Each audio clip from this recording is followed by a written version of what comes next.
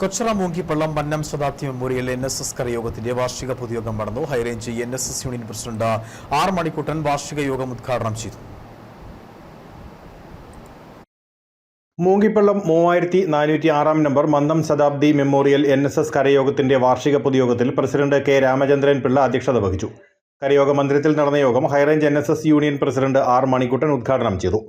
സമുദായ അംഗങ്ങൾക്ക് യാതൊരു പ്രയോജനവുമില്ലാത്ത സംഘടനയായി NSS അധപ്പതിച്ചതായും മരണം വരെ അധികാരം നിലനിർത്തുന്നതിനും അതിനുശേഷം സ്വന്തം കുടുംബത്തിൽ നിന്നും ഒരാളെ പിൻഗാമിയാക്കുന്നതും മാത്രമാണ് ജനറൽ സെക്രട്ടറിയുടെ ചിന്തയെന്നും അതിനുള്ള കാര്യങ്ങൾ മാത്രമേ നടക്കുന്നുള്ളൂ എന്നും ഉദ്ഘാടന പ്രസംഗത്തിൽ ആർ മണിക്കുട്ടൻ ആരോപിച്ചു. നിങ്ങൾക്ക് എതിർപ്പുകൾ വന്നിട്ടുള്ളത് മറ്റു സമുദായത്തിൽ നിന്നല്ല, മറ്റു സംഘടനകളിൽ നിന്നല്ല, മറിച്ച് ഈ സംഘടനയുടെ നേതൃത്വത്തിൽ നിന്നാണ്. പക്ഷെ നിങ്ങൾ നല്ല ആർജവത്തോടുകൂടി തന്റേടത്തോടുകൂടി അതിനോട് പോരാടുകയും വിജയിക്കുകയും ചെയ്തു.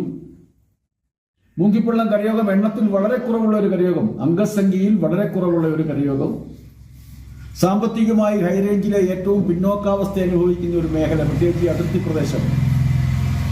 അങ്ങനെ എണ്ണത്തിൽ കുറവും സാമ്പത്തികത്തിൽ വളരെ പിന്നോക്കമായിട്ട് പോലും ഈ സംഘടനയോടുള്ള കൂറുകൊണ്ട് സെക്രട്ടറി രാജഗോപാലൻ നായർ വാർഷിക റിപ്പോർട്ടും വരവ് ചെലവ് കണക്കുകളും ബഡ്ജറ്റും അവതരിപ്പിക്കുകയും യോഗം ചർച്ച ചെയ്ത് പാസാക്കുകയും ചെയ്തു.